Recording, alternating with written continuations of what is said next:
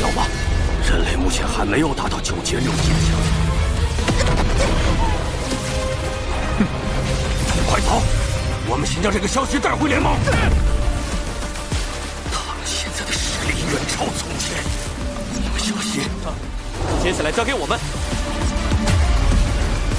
杀了我的孩子！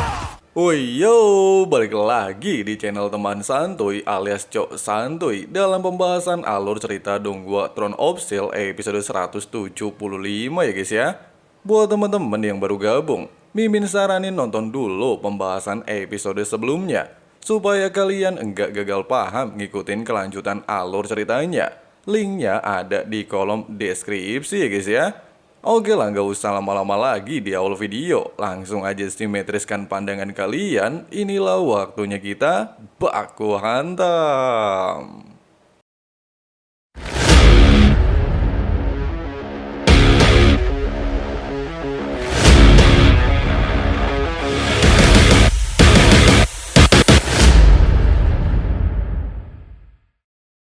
Setelah mendapatkan informasi, Hao Chen langsung memimpin anggotanya menuju pintu masuk alam surga impian. Bahkan mereka dikejutkan tempat ini telah hancur berantakan.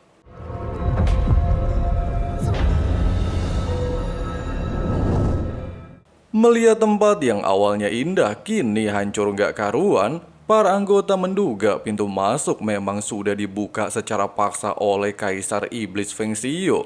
Mendengarkan hal itu, Sai Er langsung teringat dengan kejadian sebelumnya, sehingga dia meminta Hao Chen untuk tidak kembali bertindak sendirian saat menghadapi Kaisar Feng Xiu. Singkatnya, menyadari para tim pemburu iblis tingkat bangsawan telah melakukan pengejaran, Hao Chen lantas segera memimpin seluruh anggota kembali melanjutkan perjalanan dan menemui para senior, sehingga mereka memiliki kesempatan menghentikan Kaisar Feng Xiu. Tapi tiba-tiba meskipun seluruh anggota sempat beranggapan sosok di depan mereka adalah naga alam, namun Hao Chen telah menyadari keanehan di tubuhnya. Bahkan si naga bonar tiba-tiba saja melepaskan serangan dan menganggap kelompok Hao Chen adalah penyusup. Entah kesurupan kodam apaan, si naga bonar seolah-olah melihat kelompok Hao Chen adalah klan iblis. Sementara Hao Chen yang menyadari di tubuh si naga terdapat segel Kaisar Iblis, serta hal itulah yang membuatnya kayak naga mabok. Lantas meminta anggota untuk segera menyadarkan sang naga alam, namun jangan sampai membuatnya terluka parah. Baku hantam semacam ini jelas sedikit menyulitkan bagi kelompok Hao Chen. Mau bagaimanapun, si naga bonar adalah teman dan kesadarannya sedang dikendalikan, sehingga sangatlah sulit bisa menyadarkannya dari efek pengekangan tanpa benar-benar melukainya.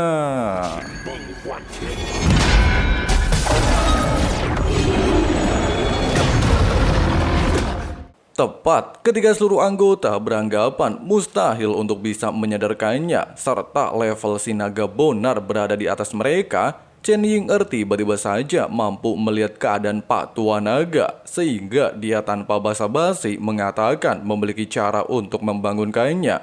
Sehingga Hao Chen langsung meminta seluruh anggota memberikan waktu kepada Chen Ying-er untuk menjalankan rencananya. Sementara Yang Wenzhou jelas bertugas melindungi calon bini bocilnya.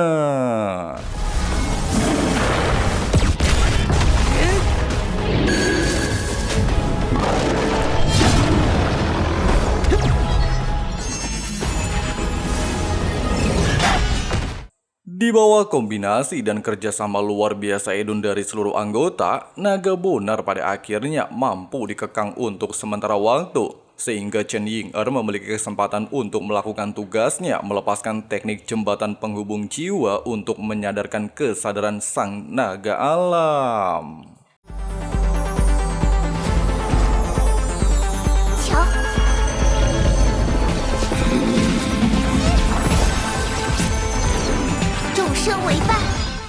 Dan benar saja, hal yang dilihat oleh Chen Ying'er sebelumnya memang sedang dialami oleh Pak Tua Naga. Kesadarannya memang sedang tersegel oleh Kaisar Feng Xiu. Meskipun Chen Ying'er sempat berhasil melepaskan segel, namun dikarenakan Pak Tua Naga kembali teringat dengan kejadian sebelumnya, hal itu kembali membuatnya lepas kendali. Sehingga Hao Chen meminta seluruh anggota tetap mempertahankan teknik kekangan, sedangkan Chen Ying'er masih berjuang keras di dalam dunia jiwa. Dia juga meminta Pak Tua Naga untuk segera sadar dan mengatakan di mana keberadaan Xiaolei. Mendengarkan nama Xiaolei seketika membuatnya teringat dengan masa-masa bahagia bersamanya serta berhasil menghancurkan segel Kaisar Feng Xiu.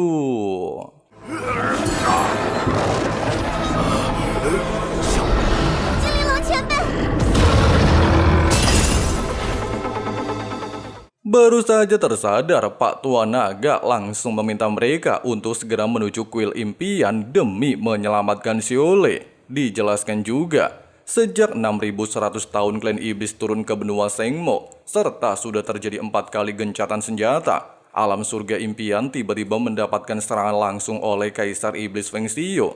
Tujuannya jelas ingin merebut harta paling berharga di tempat ini, serta membuatnya menjadi dewa yang sesungguhnya, sehingga menjadi alarm keras bagi seluruh umat manusia, membuat keenam benteng aliansi langsung mempersiapkan diri menghadapi pertempuran terakhir. Bahkan 6 kepala kuil benteng juga langsung bersiap-siap di benteng masing-masing. Sedangkan 3 tim pemburu iblis terkuat umat manusia saat ini bekerja sama dalam pertempuran. Di saat tim Jiutian menuju jantung klan iblis untuk menyelidiki pergerakan klan iblis demi mendapatkan informasi penting, tim Cahaya Fajar langsung menuju surga impian dan membantu tim pemburu Dewa Iblis menghentikan Kaisar Dewa Iblis Feng Xiu.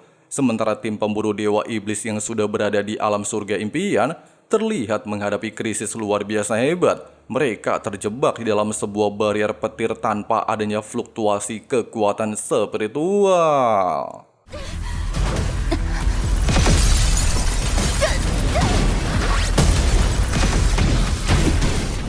Nah, ternyata lawan yang sedang mereka hadapi merupakan Dewa Iblis Pilar ke-10 yang disebut juga Dewa Petir. Kemudian disusul dengan kemunculan Pilar Dewa Iblis ke-7, Barbatos.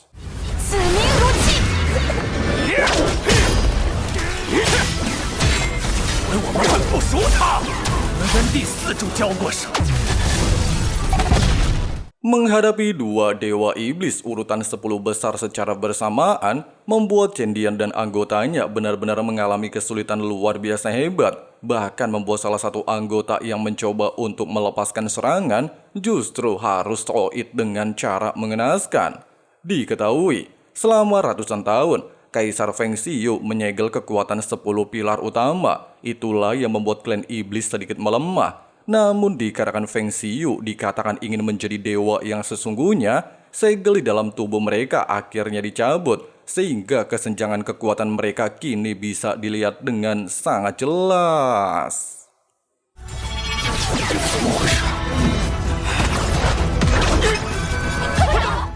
Menyadari ternyata kekuatan spiritual 10 pilar Dewa Iblis pertama di atas 6.000 poin, Cendian lantas menggunakan teknik penghakiman pedang untuk mengalihkan perhatian, sehingga dia bisa menyelamatkan separuh anggotanya. Dia juga beranggapan, dengan kesenjangan kekuatan seperti ini, seluruh tim pemburu iblis tingkat bangsawan tidak mungkin memiliki peluang untuk menang.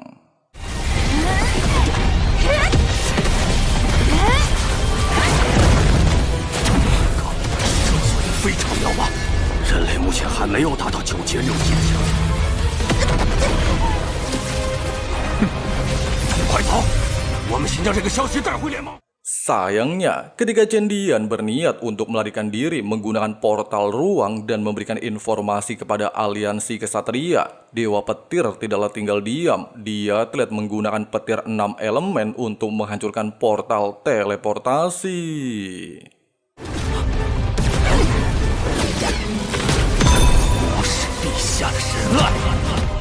Merasa lawan mereka cuma kumpulan orang tua nggak guna dan cuma bisanya main lari-larian, Dewa Petir lantas meminta Barbatos bertindak sendirian dan menghabisi seluruh anggota Cendian Bahkan Barbatos langsung menggunakan teknik ruang spasial.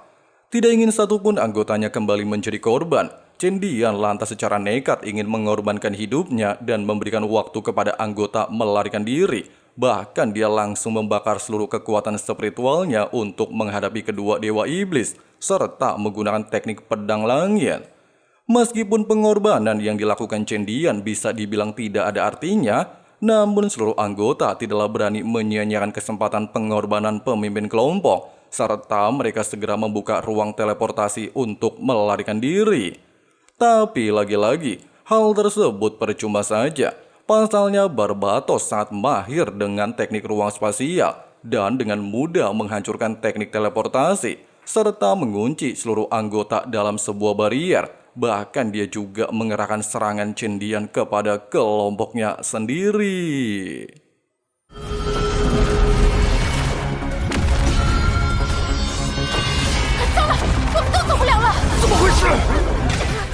Di waktu bersamaan, Dewa Petir terlihat menggunakan kekuatan petir untuk langsung menghabisi seluruh anggota Chen Dian. Namun untungnya saja di saat kondisi sangat genting, tim Hao Chen tiba di waktu yang tepat untuk memblokir serangan tersebut.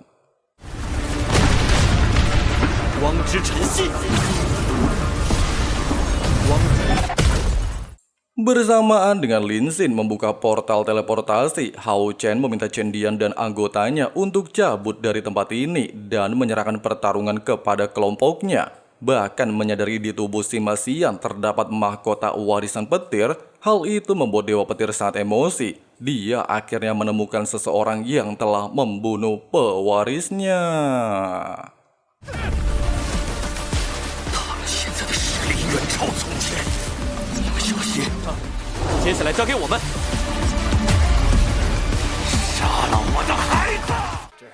Nah guys, sebetulnya pembahasan alur cerita Donghua Throne of Steel di episode 175-nya. Nah, di sini ada fakta menarik ya guys ya. Di mana ternyata selama ratusan tahun, Kaisar Feng Xiu sengaja menyegel kekuatan 10 pilar utama untuk menyeimbangkan benua Shengmo. Namun dikarenakan saat ini Feng Xiu pengen jadi dewa, segel-segel tersebut dia lepas, sehingga kekuatan yang sebenarnya dari 10 pilar utama langsung terlihat jelas. Dikatakan juga kekuatan mereka itu berada di level 9 puncak ke-6 atau memiliki kekuatan spiritual 600.000 poin. Itulah alasannya kenapa kelompok Chen Dian gak mampu menghadapi dua pilar dewa iblis. Dan gimana sih nantinya Hao Chen dan kawan-kawan? Kita tunggu aja di episode Kamis depan ya guys ya. Oke lah, makasih banyak buat teman-teman yang udah nonton sampai habis. Di sini Abang Frank, si ketua sekte, undur diri dulu. See you and bye. Got a fine little body and her mind's kinda naughty. They say that once you taste it, you cannot replace it. She could get you high, all the dopamine inside triggers fast once she's naked. Her body's a creation.